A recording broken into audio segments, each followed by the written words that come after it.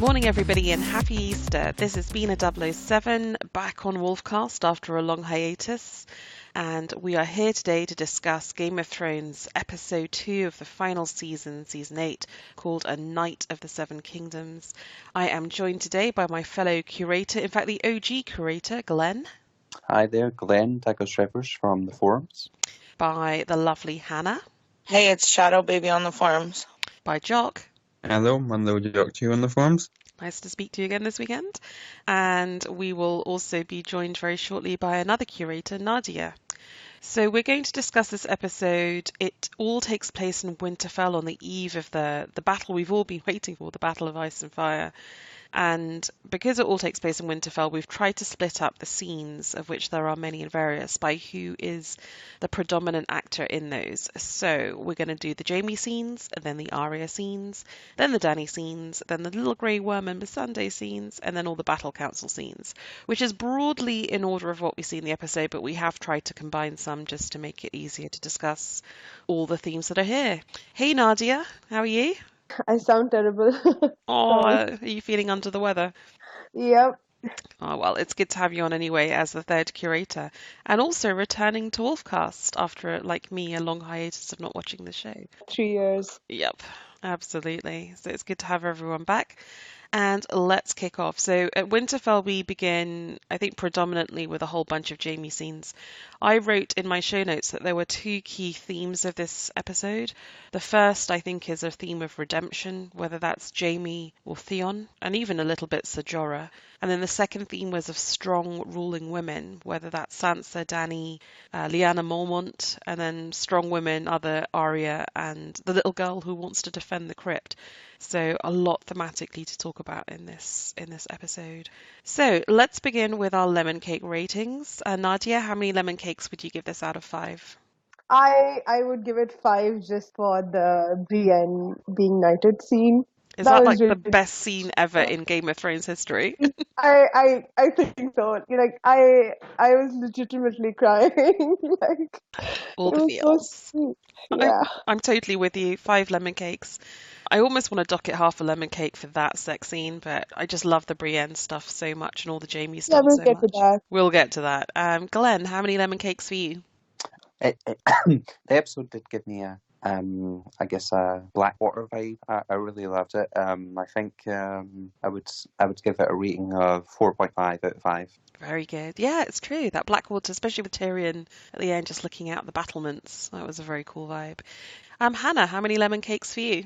Well, there's a couple of really glaring things that I just can't stand about this episode, but it's like bad things in an otherwise pretty good episode, probably the best since, I'd say, season 5, so I'm going to be generous and say 4. Jock, how about you? What lemon cake rating would you give it? I'll give 5 out of 5. Very good fan fiction. Good recommend. Yes, yeah, definitely.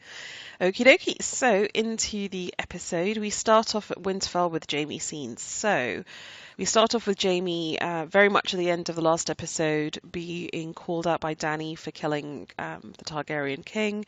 She kind of disability shames Jaime with that one man with one hand comment. He claims that he's come north to fight in earnest. I promise to fight for the living. I intend to keep that promise.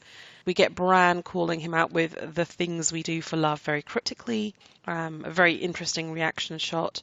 But there's no real depth to that. I've been waiting for you, old friend, that lots of fans were reading lots of stuff into at the end of the last episode. At least not yet. And then Jaime has the lovely line, "This goes beyond loyalty. This is about survival." So we have Sansa, the wise ruler, trusting her wise Brienne, who vouches for Jaime. We get Dany, who obviously doesn't trust her hand and blames him for being fooled by Cersei. And Jon, in my show notes, being a, quote, fucking non-entity, unquote. But anyway, Jaime lives to fight another day, and we don't get the trial of Jaime.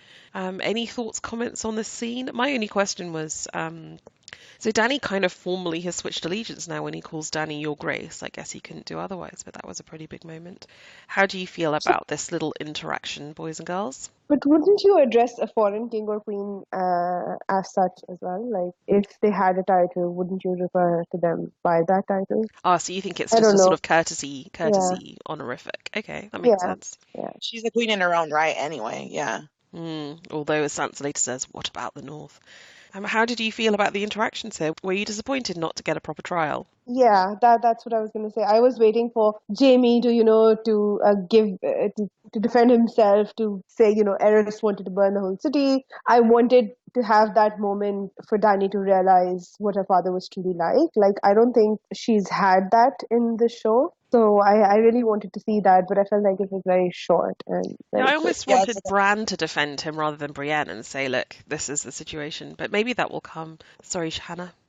Well, I was just going to say it seemed to be like a pacing issue. Like, we heard Jamie's speech to Brienne about it in the Harrenhal scene, but they're moving out a clip, and so it's just like, well, they get it. I felt like it was underwritten. I wonder if we'll revisit it, though, or whether this really truly is it. Dany's like, fine, just fight for us. And almost you can validate yourself through fighting. I did think there would be more on it, or it would... I guess they sort of glazed over it and just moved on quickly, but I thought they would maybe, like when Bran says the things we do for love, I thought there would have been a reveal there that it was him that pushed him out the tower, or maybe that would have caused Sansa to remember, but but it was a good scene overall, though. Yeah, I really loved Sansa being this wise ruler in contrast to Dany, who seems still rather emotional and volatile. Jock, any thoughts? Yeah, I did like the Sansa and Brienne into the action. I think it shows real maturity, right, on the part of Sansa. Yeah, it does. Yeah, she definitely is the ruler that I want. She's my queen. Okay, so then the next interaction with Jamie as we go through his little sort of redemption meetings is the totally awkward scene at the Heart's Tree in the Godswood between Jamie and Bran. How do you know there is an afterwards? Creepy comment. Is Jamie gonna die? Has Bran seen it? And how do we like the all-new hipster Jamie? Beard, floppy hair, emo? Anything? What do you reckon? Do you think there's any significance to Bran's comment here? I think there must be, otherwise he wouldn't have said it. And I also thought that when he said that, it wasn't just talking about Jamie, it was talking about other characters. Yeah, for sure. Maybe Bran himself, after all, the Night's King is coming after him, apparently. Yeah, they seem to have foreshadowed a lot of people's deaths, like Grey Worm as well, and the clips are totally safe. Brienne. Oh my god. I won't save it. Yeah, I know. All right. And then we get a Jamie and Tyrion scene where this is really interesting, where Tyrion says to Jamie, she never fooled you. You always knew exactly what she was, but you loved her anyway. Do we agree with this? And also, I was thinking as I was watching this, because it was talking about sex, is this the longest Tyrion has gone without sex? Because he hasn't been laid since he met Dany, if not before. Also, shout out to the Dragon Class fortifications that look awesome. But this Jamie and Tyrion moment about Cersei I thought was really nice. Do you think Jamie was never fooled? I kind of felt, maybe it's book Jamie, that he was fooled in the beginning about Cersei. Yeah. In the books, Jamie definitely does not understand Cersei's true nature. In the show, you can't really tell what people are thinking. So, we can't say if he did believe her, like if he was fooled by her or not. But I think in the books, definitely he was fooled. Like, he did not know. But it makes a big difference for the character, no? Because if you think he always knew how monstrous she was, but loved her anyway, it makes him less dopey and maybe less forgivable because he just followed his cock around or was just in love. Whereas if you think he was genuinely fooled at the start, it makes him... It's easier to understand, maybe. But then Jamie himself was not a very nice person when we first see him, right? Like, he threw a kid out a window. So it wasn't like he wasn't a monster, right? But the thing is that we've seen Jamie go through a redemption arc, whereas Cersei has gone like the opposite way. Like, I feel like in the first scene where we see them, when they're in the tower having sex, when Bran sees them, Cersei is the one who regrets Bran being pushed out the window, right? Like, she was like, we could have convinced him not to do this. So I feel like they've gone in opposite directions. Yeah. So... And that's kind of when the Jamie Cersei split starts to happen, right? Like, I know it doesn't happen like until a couple of books or seasons later, but that's basically when it starts. Whereas in the show, it's a much later split. Like, he goes along with her basically until the penultimate episode of season 7, effectively. Mm-hmm. So it's a much more rapid. I mean, he's getting doubts before then, but it's a much more rapid redemption. And also, he's left his unborn child as far as he's concerned. So it's a bigger sacrifice in a way in the TV show. But then, was it really his? Like, he never considered Joffrey and Tommen and Myrcella to be his children, right? Which I always Like, found weird. I always found that very strange. yeah, I mean, we did have like the scene with Myrcella right before she dies, but then that was like right at the end. But I don't think Cersei let him get close enough to the children ever. Like, she was probably afraid that people would realize what was happening. But there's a subtle difference insofar as when the first three kids were born, there was a, so to say, father on the scene, a legitimate father. So he couldn't be close to the kids because that would have raised suspicion. But now, everyone knows Cersei and Jaime's shagging. They're ruling the kingdoms. This is his chance to be a dad and be involved from the Yeah. pregnancy. And it just kind of sits weirdly with me that, okay, he's abandoned Cersei, fine, but he's just abandoned his unborn kid. And when Tyrion says, like, do you think she was lying about pregnancy? I thought maybe they could have given him just a line or so or a beat to acknowledge it's this awkward choice he's had to make, like he's had to leave his child too. His character in the show is just kind of meh for me at this point, but that moment that he had in the yard with Brienne, Yeah. I don't know, it felt like it fell a little flat. Yeah. Okay. I can't tell if I just really, there's a lot of stuff like that in the show where I'm like, it's not that great. Because I like think the books, that's a legitimate reaction to the Jaime character in particular, I think. yeah, it's like, and I have a lot of expectation built up in my mind, so I know I'm being like hypercritical as well of a lot of stuff. But the character, it's always like, I don't know, they made him more reactionary like the last few seasons. In season 7, almost passive to the point Yeah. of, That's it was how I really feel. frustrating for me. Okay, so later that night we have another Jaime scene, which is Jaime and Tyrion again, where Tyrion has some great lines where he talks about I wish father were here, and then he talks about the perils of self-betterment.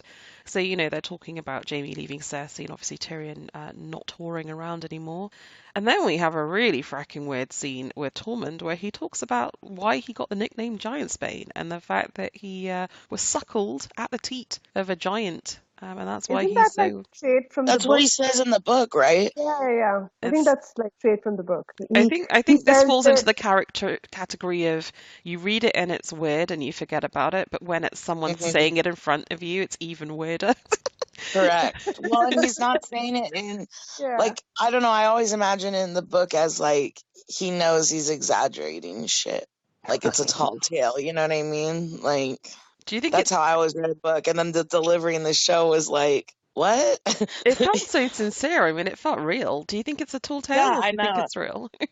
Like, in the book, though, that's the sense I got from it is like, look Yeah, at it's me and implied. all my deeds, that's your reputation and stuff, like your identity. I just don't thought it know. was I really always funny to get Jamie's reaction shot, which is so weirded out and almost like, ugh. And I thought, yeah, man, you've just weirded out the guy who fucked his sister for over a decade, so good job. yeah, in front It of was his actually- son's sports. Yeah. But it was actually pretty funny, like when Tormund initially comes to Brienne and he's kind of flirting with her, and Jaime just finds it hysterical with how awkward Brienne is. Yeah, exactly. Which leads us into the next scene, Jaime and Brienne. They're in the courtyard. She's going to command the left flank, and there's this really beautiful, humble scene where he's like, I'm not the fighter I once was. Can I fight for you? Aw. And then Pod's not a bad I like fighter. the scene. There's a kind of a look of motherly pride on Brienne's face when she sees Pod, training with another fighter and actually being not bad. Pod's come into his own. I did think that the fighting between Pod and that other guy, it was obviously staged, and it looked so fake between the two of them, which is quite a common theme through the episodes, because they always seem to do that when they have two characters sword fighting, and they make it obvious that they're not really putting much effort into it at all. Oh no! So you think all the fight scenes in the show are bad, basically, because they call attention to themselves? Oh no! I fall for it, I'm afraid. Jock, any thoughts on this scene? Yeah, it was very nice. Sort of sweet interaction between the two, and it sets up the love triangle for the party scene later. Yeah, for sure. Hannah.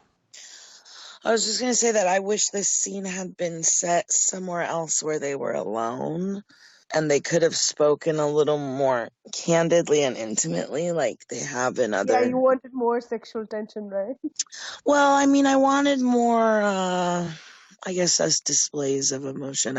Like, cut the crap, I mean, if they're going to rush any relationship, I feel like that's, like, time, you know, Yeah, with but that. I think maybe it's deliberate because I like the idea that in this packed castle preparing for war, you don't get moments of privacy. And therefore, when we get to that final climactic Brienne being knighted scene, there's so much going on between them in terms of the looks in their eyes. It's almost like an act of love. This act of knighting her, which is a very formal, courtly act, has so much emotion freighted through it. But we can talk about that when we get there. So I think that's kind of the payoff. Like, we can't express ourselves in private, but we're going to do it in this very kind of coded manner. Anyway, we'll get there when we get that. So that's all for Jamie, other than the battle scenes, which we'll get to. Let us move to the Arya scenes. Speaking of unexpressed love and emotion, we get a little scene between Gendry and Arya early on, where he's crafting tools. She's like, "Hey, bitch, I'm the lady, Lady Stark. Make my weapon first," which is totally a power move. And then she goes, "I know death. He's got many faces. I look forward to seeing this one," because she's a little psycho. And then later that night, she decides that she wants to lose her virginity after a kind of fairly meaningless scene between Arya and the Hound, where I didn't really see the point of that scene. It just felt like, I fought for you, didn't I? Maybe it's just to justify why the Hound is still there. I don't know. But anyway, later that night we get the sex scene, which I think is going to cause a lot of people to lose their shit. I think a lot of fan fiction has been written about this, but, Arya isn't that little cute girl who was crushing on Gendry anymore. So for me, I didn't want to see the sex scene. I don't think the sex scene is realistic. I don't think the characters at this point would have sex. And it just felt a bit exploitative of Gendry, which doesn't mean that I think he wasn't willing, but it just felt like Arya's made a decision. Gendry, get your kit off. I'm going to fuck you now. And it's just like, this is not romantic. This is not emotional. Arya's not that character anymore. Ugh. Anyway, Yeah. I don't know who wants to go first on the ranting. Actually, before we Absolutely. rant, is there anyone who likes the scene? Is there anyone for whom it was good? Don't be embarrassed. You can say it. Well, I liked it. Go for it, Glenn. Why do you like it? Why do you find it fulfilling? I'm really eager to hear. I really like when you see two characters where you know that they like each other. They might not admit it, and then eventually they get together later on. So I thought I like that part of it. And as Arya was saying, it is war. They could both die tomorrow, so why not? Oh, I mean, I like those kind of things. I did not like the execution here. Like, I ship Arya and Gendry, and that's basically how I lost my virginity. I was like, okay, we're doing this now with a friend of mine. And Yeah, so maybe that's realistic. it just was like, it seemed so cheap and like low hanging, lazy, written poorly. Just, oh God, I hated it. That could have been so much more, and it could have been like a real, like one of my favorite shots in the whole show is when Dany's in the House of the Undying, and that moment she has with Drogo, and the baby is there. It's beautiful. This could have been something like that, and it just felt. But could it have been? Like, Is Arya super, still like- in that emotional space to have that kind of lovely, soft, glowing scene? I don't know. I felt like it felt trashy to me, to be perfectly frank. I really, really hated it. It felt like completely out of place, out of touch. And the other thing that it made me feel uncomfortable, because I understand like when an actress or actor decides to, assert themselves as an adult, they're not a child, that's fine. And I'm not a prude. But it was weird seeing Maisie Williams, this girl that you've been watching grow up. Yeah, And her I agree. content's already on the verge of being super inappropriate, like, obviously for her age. And then to see her doing that, it felt awkward for me as a viewer. I really could have done without it, and I thought it was, like, not tastefully done. Similar comments I were made agree. about Sansa's scene in season 5, although a lot worse. Yeah, that's a See, lot this worse. felt even, That's like, true. worse to me than that. It made no sense to the plot for me. Like, having done something nice that was very tender and emotional, or like waiting till after the battle to do that, or any other options, it probably wouldn't have felt so bad. But it just Yeah, if they had made had sex in relief at surviving, maybe that would have made more sense. I also felt it was almost like exploitative of the actor Joe Dempsey. So if they really brought him back after 3 seasons just so Arya can pop her cherry before battle.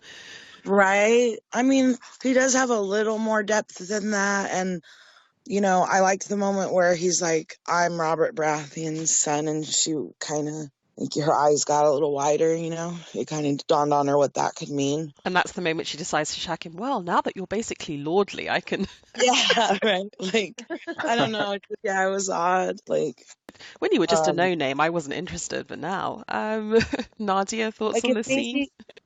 Oh, Yeah, sorry. I agree with Hannah. It was super awkward for me simply because, we've seen her grow up from a child on the show. So it was just, I did not, like, I was cringing through the whole scene. I was like, please don't go there, please don't go there. But then it did. Like, Yeah. even if they had kind of like showed them, kissing or something, I don't think I would have reacted that badly to it, but just Right, like decided to it go could all have the just way. ended in kissing, and that would Yeah. have been fine, Yeah, even I with think all the other implications. also what made it awkward was that there was no emotion involved, right? Like if Correct. if they had reconnected as friends, and it would have been like a genuinely sweet kind of like rekindling of their sort of romance that we had before. Then it would have been fine. But this was just like a very emotionless, like, oh, we might die tomorrow, so let's have sex. And so, I did not enjoy that. No, I agree completely. It's like, Mike and 11 it goes from that to being like Queen Amidala and Anakin Skywalker. It's like the worst. Didn't work out for There's an me at interesting all. interview with Jay Dempsey in The Hollywood Reporter where he's like, it was a bit weird to film because, I've known Aria since she was 11 or 12, but I respect the fact that Maisie Williams is now 20, so I didn't want to patronize her, and I sort of went ahead with it, and the awkwardness just drips off the page. You can tell, like, even the actor was awkward. Like, even he Yeah. felt awkward, so obviously we would too. If Maisie Williams had made the choice to do a nude scene like after this project, that wouldn't have bothered me so much, but it's like her as this character. It's just weird. Like, and it didn't work. Yeah. Jock, any thoughts on this scene? Well, it did feel like really rushed. Like the sex scene pretty much immediately starts after like they're speaking about leeches. Doesn't seem like the most conductive to a sex scene. I did think that it reminded me of another podcast I listened to, Up Yours Downstairs, a few years ago, and they were talking about a scene in Downton Abbey where two characters have sex, and the host just says, like, anytime you see two major characters have sex, then it will lead to something. So it made me think, will this lead to pregnancy for Arya or Ooh. something? So another major? claimant, like a Stark Baratheon claim to the Yes. throne. Oh, Glenn, you've blown my Oh, mind. jeez. But then I think this is what we went through with the whole King in the North conspiracy, right? And then we eventually ourselves, we discarded it because as nice as the thought was that Rob might have a child, it's just impractical that child won't come into play for, at least a couple of decades. So it doesn't really matter. Like whoever takes the throne before then will have, kind of cemented their position by then. And it'll just mean another war if this child decides to claim the throne when they grow up. Yeah. Yeah, it feels like I there are did- too few episodes left to kind of explore that, but it would be fucking hilarious. Unless they do a time jump, unless they kind of end the battle or deal with Cersei, and then there's like a 6 month time jump or something. Or they could do like Harry Potter and fast forward 20 years. Oh boy. The next Civil War starts. No. Okay, well, I feel we've I thought of one positive thing about that scene. go on then. I did like when she's asking about how many fucking women he slept with, which is stupid, but she goes, "You're lying." And it was like shades of the game, in the book. Oh yes, So I did like that, but I thought that was all a bit juvenile and teen adolescent. Like, tell me how many people you slept with. I was like, really? Hey, she's trying to practice Westerosi safe sex. Leave her alone. I'm just kidding. It did make me think, though. I can't remember the movie. Maybe it was Clueless. Maybe it could be something else. But it's like when a guy gets asked how many women he slept with, take that number, divide by 3. Whereas on the flip side, when a woman gets asked how many men she's been slept with, then it's like take that number and times by 3. Love it. Great reference. I think there is some form of academic literature that does reflect that effect, where in surveys, like the amount of people having sex doesn't mathematically add up. So somebody has to be either misreporting or something. It also reminds me of my favourite line from Amir Khan, a famous Bollywood actor, when he had a sort of a discussion talk show, and he said, "We all claim that no one here is having sex before marriage, and we're all very prudish in India, but we're a nation of 1 billion people, so somebody's having some sex." Oh, I remember it was Oh, that's so American Pie too. That's where I got that times by 3 reference. So I don't want to get into like a whole big thing about it, and not to be like an alarmist, but I do think it was a little flippant the way they had Gendry talk about what Melisandre did to him. Like, it was not sexual, and it was certainly abusive. But it's quite realistic. I think lots of people who've been in very abusive positions don't realise just how abusive it was till many years later, if ever. I mean, I would have felt better if they just not addressed that at all than like made such light of it, kind of like in that situation. I don't know. It was just yeah, like, I agree. I think it speaks to the fact that Gendry just expects to be treated like shit because he's this bastard who is poor, and he just expects to be shit on in his entire life. So, oh yeah, here was another example where someone tried to exploit me. yeah. Okay, so I think we've pretty much exhausted our outrage, apart from Glen at the Arya scene. Let us move now to some Dany scenes. So there's a cute little scene with Dany and Sajora, where she kind of forgives him yet again, and he advises her to trust her hand, which is good of him. I think we get a redemption of Jaime, but we're also getting a redemption of Jorah, that back from his illness. He's genuinely a good guy now, which is kind of nice. Mm-hmm. And he gets his reward with a nice sword. But he then presumably sends her to Sansa, which is a really fucking awkward scene. So Sansa kind of defends once again Jaime via Brienne, and also says that, Tyrion was a good man to her, so is defending him to Dany. She speaks truth to power when she says to Dany, "You never should have trusted Cersei either, so don't keep blaming Tyrion." And they have this kind of love-in scene, which is a reconciliation after last episode's kind of standoff between them.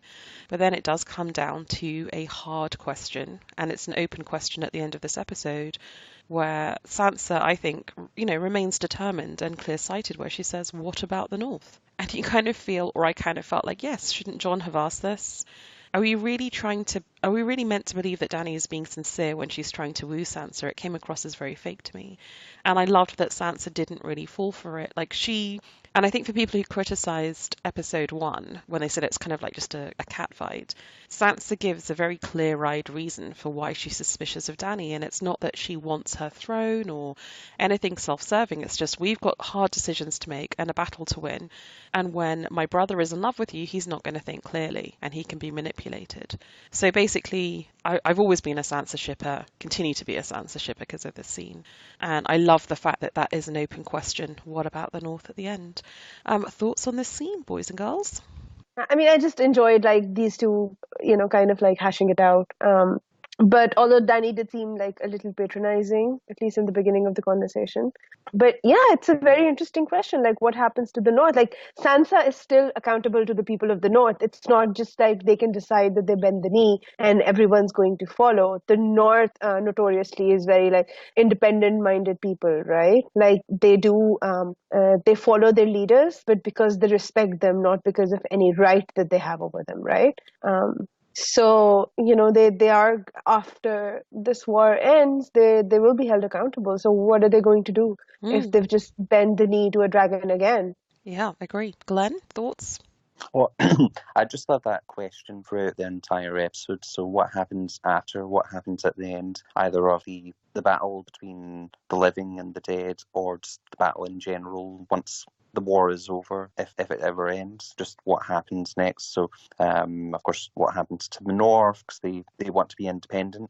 What happens with a lot of interactions between characters that get interrupted, very Game of Thrones style. So the interruption between Daenerys and Jon at the end, once he reveals his true identity. Yeah, that's And the that other gets big open interrupted too. question at the end of this episode. So a lot of questions of what will happen after for a lot of characters, a lot of Mm. situations in the show, which I love. Yeah, and Bran saying, what if there's no after? But you're right. So what happens to the north? What happens to Westeros? I mean, both seats of power are open at this point, which is awesome setup. Okay, so Jock, Hannah, any thoughts on this scene between Dany and Sansa? Just that, is Dany really saying that if it wasn't for like falling in love with Jon, would she really just let like the North be completely destroyed by the White Walkers? I know. It's like, what kind of a ruler are you? I don't think she really would have. I think it's, I don't know. Like, how much in the scene is she sincere, and what is she saying it because she thinks Sansa wants to hear it? It's pretty Yeah, plain. exactly. Like, I question Dany's motivations. Like, she's only there because Ser Jorah convinced her, right? Yeah, arguably it's more for Ser Jorah than, yeah, I don't know. I don't even get really that Dany is in love with Jon. I know they profess to be because they kind of have to be for the show, but you don't even see them on screen together that much, really. There's that first scene where they're just sort of judging Jaime, but I've never been convinced by the writing that they're actually in love with each other. They just say it, but it doesn't Mm-hmm. feel real to me. Whereas I really Yeah, thought she I was in agree. love with Khal Drogo. It doesn't feel real here. Maybe too rushed. Right. Was that the taller man she was talking about? I guess so. Poor Dario. She obviously wasn't in love with him. It was just hot sex. My thing with this and my thing with the one between Jon and Dany is like, if you are freaking in love with each other, then why don't you just say to Sansa, well, it doesn't really fucking matter because obviously he'll be king consort, if not king matrimonial to me anyway. So why don't you just be queen in the north and we'll run to allied kingdoms? Like, who gives a shit? There's fucking White Walkers coming, like. I mean, I think that basically is the point of this episode is all these questions are asked and none of them are answered because, like you say, who gives a shit? We need to defeat the White Walkers first, so we'll answer all this tomorrow. Hence, when Dany and Jon have that conversation, it's interrupted by the call to battle, effectively. Okay, so the next Dany scene is Dany, Sansa, and Theon, and I think it's so cute. Theon arrives and Sansa just rushes to hug him. It's the ultimate forgiveness. You know, you saved my life. You're here now to help us. He pledges to defend Bran. It's just, again, it's that beautiful redemption arc of characters in this episode, which is so lovely. Thoughts about Theon coming back? Fairly straightforward, but all the trying feelings. to shit that. Really? Theon Sansa? Well, that's like the vibe I got, and I was like, oh, I mean, show-wise, I guess I get it, because they've been through the same shit. Like, they were both tormented by Ramsay together. That would be so nice. And then the Iron Islands, so he could stay with Sansa and then his sister can rule the Iron Islands. I don't utterly hate that. Saying I got the same vibe too, especially when they had like this tiny scene at the end where they were just sitting together. I kind of felt there was something there. So it's entirely possible it could happen. Second time this episode, my mind is blown, but I'm not hating it. Hannah. Yeah, I didn't hate it. I was surprised that I was like, oh, is that what they're doing? And I was like, I started to go, oh, and then I was like, no, I actually don't mind that much. Boys' thoughts, or are we girls just getting carried away with our fan fiction?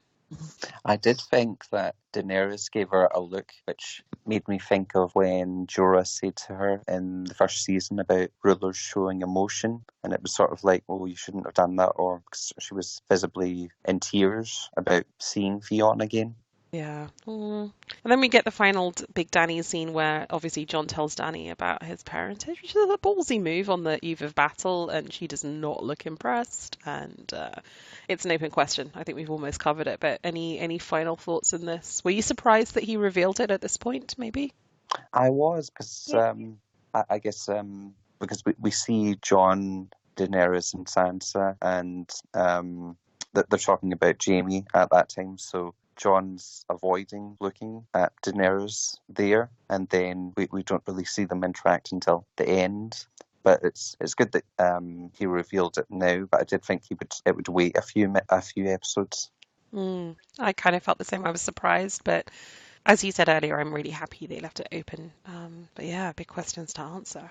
I felt like it was building towards that scene from the very beginning of the episode. Like, John kept running away from her, but then I figured we'd see it. Because we were bound to see that scene before the next episode, which is like going to be the huge battle. So I wasn't surprised that they did it in this episode. Okie dokie, so we've done the Jamie-driven scenes, we've done the Arya-driven scenes, the Dany-driven scenes. Now we've got just a few bits of mopping up before we get to sort of Winterfell Battle Council scenes at the end. So in this sort of miscellaneous scenes, we've got a very cute couple of scenes between Grey Worm and Missandei. I think we've all been there, those of us of colour, where we've been in a situation with a bunch of white kids who were weirded out by our afros. And they basically come to the conclusion that Westeros is no country for black men, and that as soon as this shit is done, they're going to fuck off back to Essos, which kind of makes me sad, but I thought was an interesting scene to write because it's kind of calling attention to the fact that these are the only people of colour in this whole final showdown, and I kind of bizarrely liked that the writers went there and took a moment to acknowledge that and acknowledge maybe the, not racism, but just the fact that these little kids are kind of freaked out, have never seen people of colour before.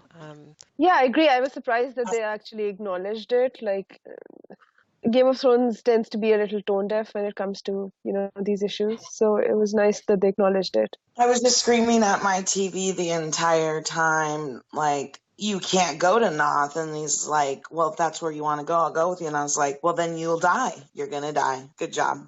It drove me crazy. I was just saying, let's choose sweet and romantic. One of them's going to die. Yeah, Grey Worm's probably going to die in battle, right?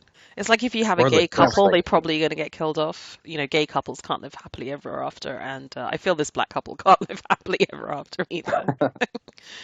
I feel like anyone that's making plans is going to die. Yeah, that seems to be the theme of the episode. Like, Oh, I think that's the wisdom of Bran. Like, don't make plans. This is silly. And then we get a cute little scene between Davos Gilly and a cute little girl who wants to fight because her brothers have fought. And Gilly just says, why don't you come and defend us in the crypt and we'll feel safe, which is so cute. And she's like, all right, I'll defend the crypt then. Has that little girl just got a scarred face, or has she got grayscale? That's my question. Didn't look like grayscale to me, but it was more about what it meant today was that this girl had these scars on her face. Yeah, like a little mini Shireen knockoff. Yeah. Aw. Yeah, I'm pretty sure the clips aren't safe, because they keep saying how safe the clips are. Oh, you cynic, you. Yeah, unless there's an ice dragon down there buried somewhere in the crypts. Or just all the bodies. Yeah, who get sort of brought back to life by the whites. Can they reanimate long dead people, or is it just freshly dead people? Well, like the scene when they're going into when Jojen gets killed, I mean, some of that shit looks pretty just straight up skeletal. Yeah, fuck. Yeah, you might not want to hide out in the crypts then. Good point, well made. So But then most of them would be like dust by now, right? yeah, maybe they're so They've been dead for decomposed. a long time. I feel we need to know I bet more. you that little girl reminded me of the lady at Hardhome that they had. It seemed like a setup for something like that to happen down there. Because most of them are probably dust, but there are probably still a few juicy ones. Yeah, probably. Okie dokie, so we've wrapped up all the miscellaneous scenes, and now we get to a final bunch of scenes, which I've kind of titled Battle Council Waiting for Battle. So, bunches of characters that we've got to know well, discussing how the battle's going to go, and just getting nervous and having chats before the battle begins.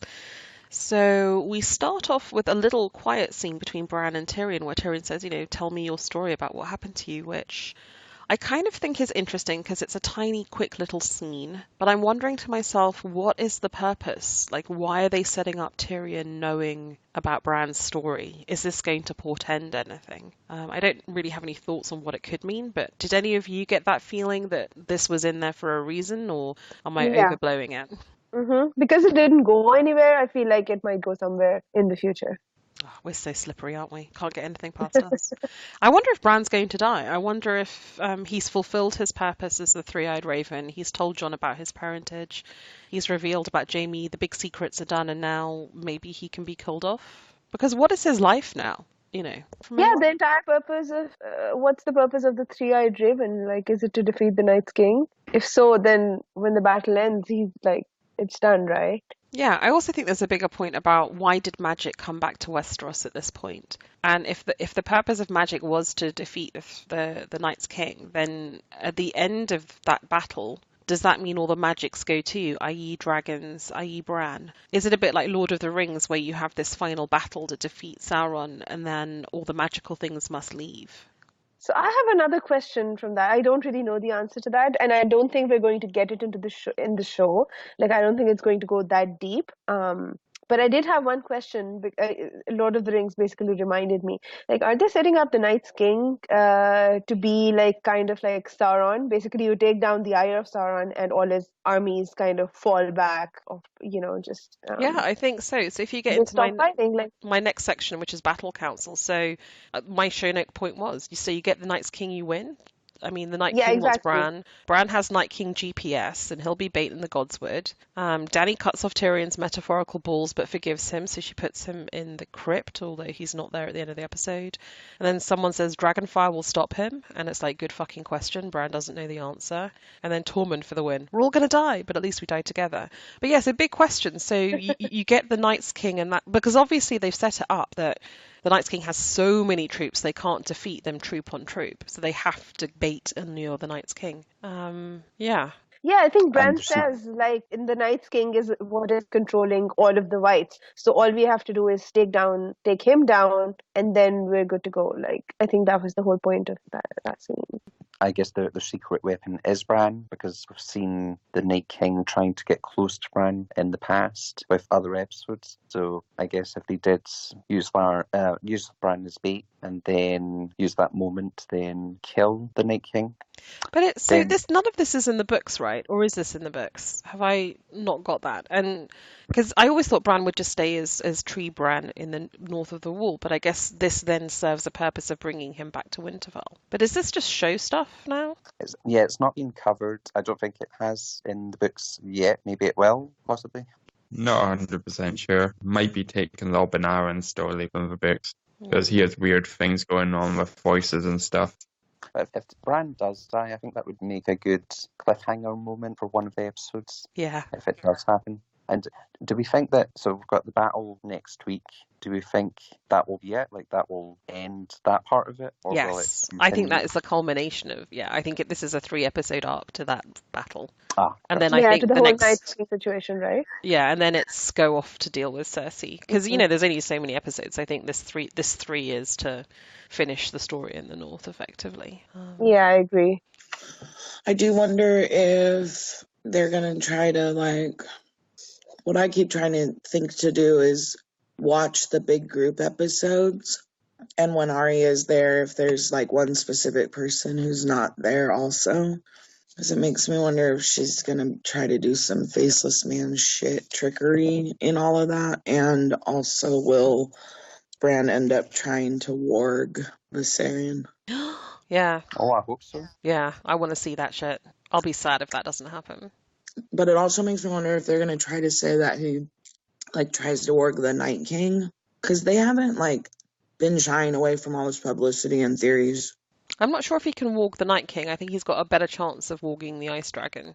But I love that there's shit that Bran doesn't know. I like it when he says he doesn't know about Dragonfire. And I like that he's going to have to experiment with stuff in battle now to figure out what so he can do. Can he warg into something that's dead? We're not sure, I think. I mean, my suspicion is no, but we're going to find out. But if he did it like he did to Hodor during the whole hold the door thing, where it was from Hodor was still alive, 1 foot in right? the past and 1 foot in the present. What's weird to me is why can't Bran just see in the future and figure out how he's going to win the battle? But he's like a memory, so isn't he only seeing shit that's already happened? I thought he could also see the future. He saw visions. Oh, me too. Me too. Yeah. He saw visions of King's Landing with a dragon going over it. Yeah, exactly. So get on that shit, Bran. Right. Don't sit around moping under a tree. Start figuring out what's going to happen, dude. Which gives more weight to that comment of when he says to Jaime, how do you know it will end, or whatever he says. Yeah, how do you know that there isn't afterwards? That's it. Yeah. Okay, so we go from that little Battle Council part 1 to a little Night's Watch reunion with Jon, Tormund, Beric, Sam. What's the name of the current Lord Commander of the Night's Watch? Ed. Ed. Oh, Ed is Sarah the said. naughty man, right? Yeah, I had total freaking mind blight. I couldn't remember. The classic comment from Tormund is the big woman still here? And then later that night, you just have John, Sam, and Ed, which is a really beautiful scene where Sam's like, everyone seems to forget that I was the first man to kill a White Walker. And then Sam says to Ed, well, calling you fucked wouldn't be strictly accurate. Hilarious.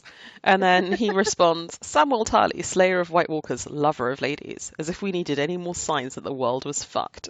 I'm not sure there's much to say about the scene other than I really love that the writers took a moment to reunite the Night's Watch crew. And yeah, they've been through so much to acknowledge that and just have this little moment of camaraderie. It kind of gave me big Lord of the Rings standing on the two towers, waiting for battle, bit of brotherly camaraderie. We needed it, I think. Yeah, I mean, it was a pretty great scene. Again, it was a nice way to slow everything down for a minute. Mm. It was a good moment of silence for all the past characters that are now gone. Yeah. And then it reminded you of earlier scenes when it was the Night Watch and they were all bonding. Mm. Yeah, a memory for fallen heroes, I guess, and everything they've been through. Okay, so we have two final scenes, both which I think are all about the feels. The first is the knighting of Brienne. Pod's cute smile, when Sir Jaime says, I'll prove it, I can do this. And she kind of looks like, I don't trust you. Is this a trick? And then she looks over at Pod and he gives her this kind of cute little, it's okay, go on, this is for real, you can trust this. There's so much being written into the facial acting of the actors here. I love it so much. And then Jaime knights her. She's kind of on the verge of crying. And for me, and I know I ship Jaime, and I think, whatever about Jaime, I think this is almost like a declaration of love. It's, I acknowledge you as a great warrior, and I can give you this gift. I can't give you much else. Maybe I can't even give you my love, even though I know you're in love with me on some level. But I can give you this, and it's an act of love. And for Brienne to accept it from Jaime is to acknowledge that he is a knight in turn, right? And that I see you as a man of honor, that you're a man of worthiness who is also a knight, so that you can bestow this on me. Just gave me all the feels. Nadia, I know you're going to be all over this scene. I love the scene so much. And I love the fact that they did it with so little dialogue and with so much emotion. Mm. Like you could see it in all of their faces, what they were feeling. And I loved that. I really did enjoy that. Yeah. And I'm also a Brienne Jaime shipper. So this was like everything for me. Yeah. I don't ever need for them to get together or have a sex scene.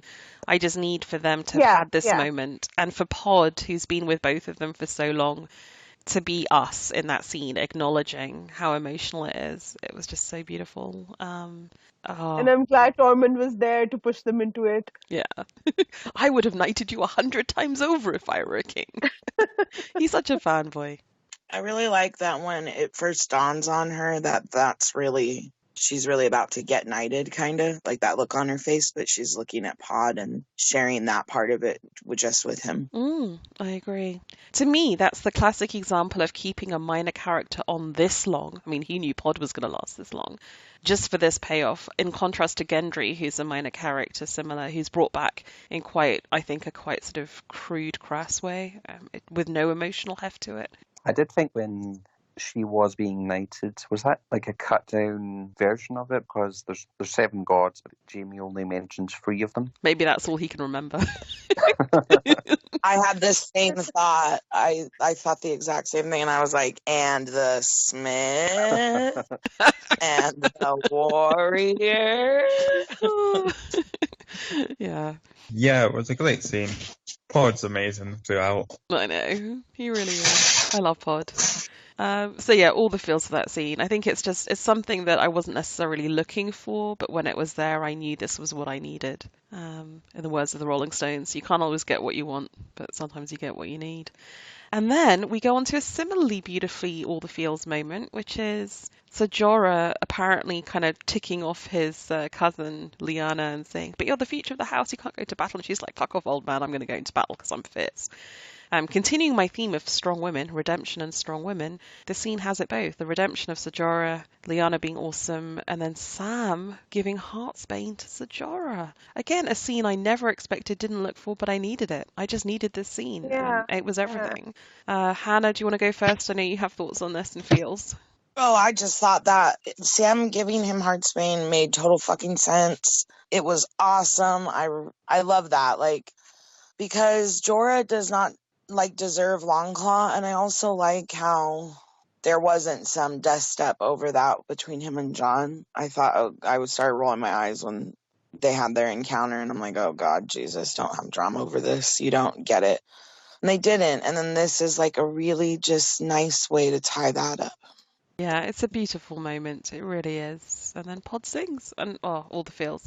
Nadia, Jock, Glen, thoughts on? Did you expect this to happen? Like, I feel like this is a very surprising moment, but maybe I'm wrong. No, I did not expect it at all. Yeah.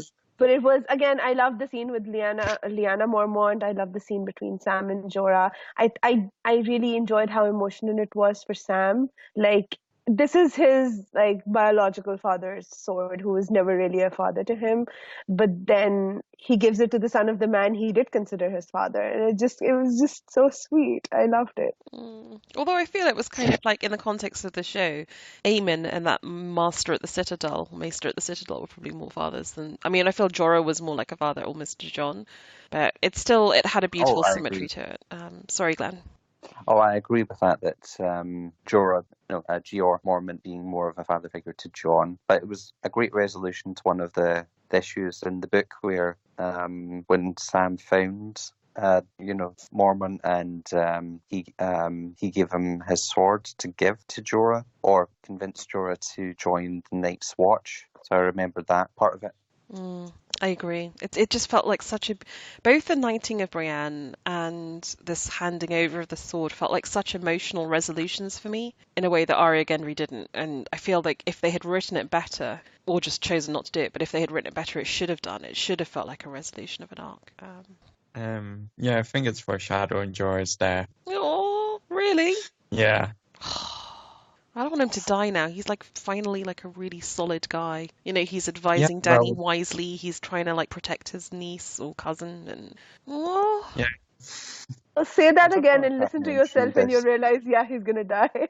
Because it's done. His arc is complete. His redemption is complete. Yeah. Just when Pod starts singing, did it remind you of when Pippin sings in Return of the King Yes. when he's sitting with Yeah. Denethor? It immediately took me back to that scene. Yeah. And he's got a really And good that's the voice. first time we've heard that particular song about Jenny of Oldstones, right? Yes, it is. Big moment for the fans. Yeah, I like that fan service. Easter eggs on Easter. Yeah, it was nice. It was a gift. But Pod has a lovely voice, I have to say. So we have open questions at the end of this episode, two of which I don't think we can really answer. What about the North, and what will Dany do with Jon's claim? I think that is going to be for episodes 4 through the end of the season. But I think we can speculate at the end of this episode about who will survive the battle. So you guys all think that Jorah's for it. How many of you, or which of you, think that Jaime or Brienne are going to die? Maybe together? Yeah, I feel like No. Brienne is gonna die. After that scene, the knighting scene, I just feel like, yeah, they're gonna kill her. And it's just gonna hurt even more. Oh no. If she dies, I hope she dies with Jaime. Does anyone think Jaime or Brienne survived the battle? I do, think but I maybe do. not show. Okay. So But the Glenn battle. or Hannah, how do you think they die in that case? No, I mean, I thought that they will survive.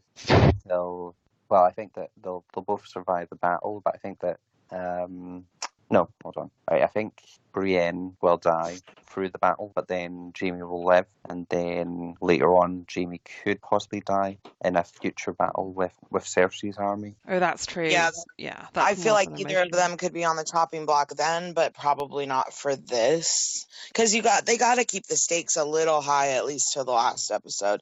I hope they do like a solid wrap-up episode. So I'm optimistically looking at like after the battle, there's only 4 and 5. Oh, You my know, sweet summer child. An optimistic battle. Oh, yeah. They live happily ever after. How many of you think that there's a probability of a major character dying in this battle? Like, just to kind of fuck with us in the way that killing Ned in season 1 fucked with us. So, Dany and Jon, how many of you think, or Arya, I think Dany, Jon, Arya, how many of you think one of those three could die in this battle? Like Dany no. specifically. No chance? I feel like I someone, like Jon some of the major died characters. foreshadowing. Okay, Nadia, who do you think will die? Who's major? I because we got like the Arya scene in the trailer where she's running through Winterfell, like she's terrified. I feel like she might not die. And I don't think Dany and Jon will die this soon. Like if one of them is going to die, I think it'll be towards the end of the season. Okay, does anyone want to call a character they think is going to die that we haven't mentioned yet? Well, it's funny you should ask. My friend's office is doing a pool, and she asked for my input. So I filled out a whole list of ones. It's We like should who totally lives, dies. we should totally do a podcast of Ice and Fire forums pool. Yeah, And draw it's characters. lives, dies, becomes a White Walker. Yeah, Are the exactly. options. I could see Grey Worm dying. I just it worries me that I can't see the show killing off Sam or Tyrion, or it just feels like those characters are too popular. They won't kill them off episode 3. And I feel someone major should die just to keep us all on our toes. So I mean, did get a Theon. sense that there will be a moment where in the battle for next episode, Jon might be in peril. They could die. And for Daenerys, it's like, oh, well, this answers everything. Because if he dies, then that's him gone. But then she'll save him anyway, or she'll have the dragons save him to prove from her dying. love. Aww. It just made me think of something. That whole bit with Arya and the Hound, and then they inserted Beric into that. That seemed a little odd. But what if, like, him and Jon, because they've been touched by the Lord of Light, the way, I guess, like, Bran has that mark or whatever. They're doing a whole, like, Voldemort, Harry Potter thing there. What if he can't, like, if they do die, what if they can't be raised because they have that? So I'm calling it now. I think the major character that dies in this battle is Bran, having defeated the Night's King. I think his story is ended and he dies. They should kill Jon and then just have Sansa versus Dany versus Cersei. Yes, but they won't do that. But they should. Yeah.